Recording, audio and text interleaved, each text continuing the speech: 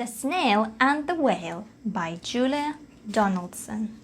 This is a tale of a tiny snail and a great big grey-blue humpback whale. This is a rock as black as soot, and this is a snail with an itchy foot. The sea snail slithered all over the rock and gazed at the sea and the ships in the dock. And as she gazed, she sniffed and sighed. The sea is deep and the world is wide. How I long to sail, said the tiny snail. These are the other snails in the flock, who all stuck tight to the smooth black rock and said to the snail with the itchy foot, "Be quiet, don't wiggle, sit still, stay put."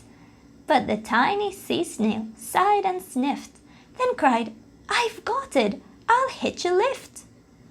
This is the trail of the tiny snail, a silvery trail that looped and curled and said, "Lift wanted around the world."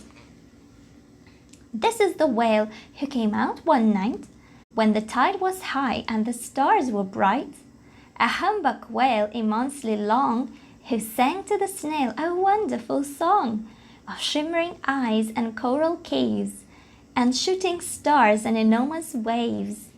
And this is the tale of the humpback whale. He held it out to the starlit sea and said to the snail, "Come, sail with me."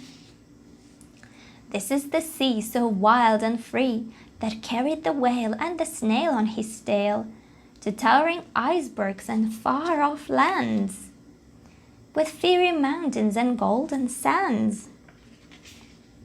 These are the waves that arched and crashed, that foamed and frolicked and sprayed and splashed the tiny snail on the tail of the whale.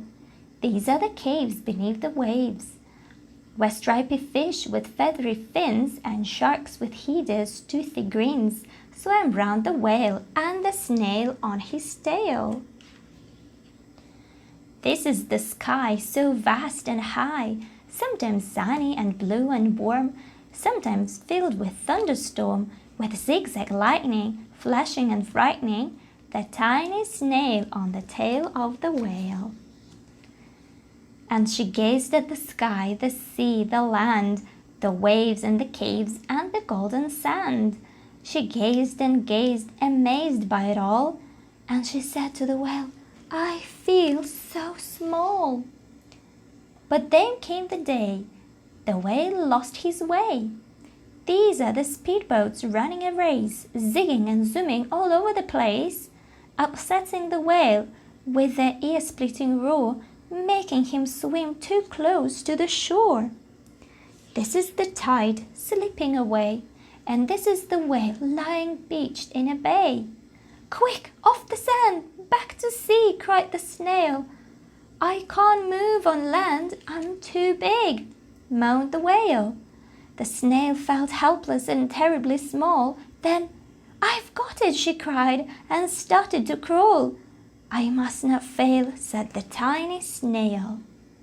This is the bell on the school in the bay, ringing the children in from their play. This is the teacher holding her chalk, telling the class, "Sit straight, don't talk." This is the boat as black as soot, and this is the snail with the itchy foot. "A snail and snail," the teacher turns pale. "Look," say the children, "it's leaving a trail." This is the trail of the tiny snail, a silvery trail saying, "Save the whale." These are the children running from school, fetching the fireman, digging a pool, squatting and spraying to keep the whale cool. This is the tide coming into the bay, and these are the villagers shouting, "Hooray!" as the whale and the snail travel safely away. Back to the dock and the flock on the rock, who said, "How time's flown, and haven't you grown?" And the whale and the snail told their wonderful tale of shimmering ice and coral caves, and shooting stars and enormous waves, and of how the snail, too small and frail, with her looping, curving, silvery trail, saved the life of the humpback whale. Then the humpback whale held out his tail, And on crawled snail after snail after snail. And they sang to the sea as they all set sail on the tail of the great blue humpback whale.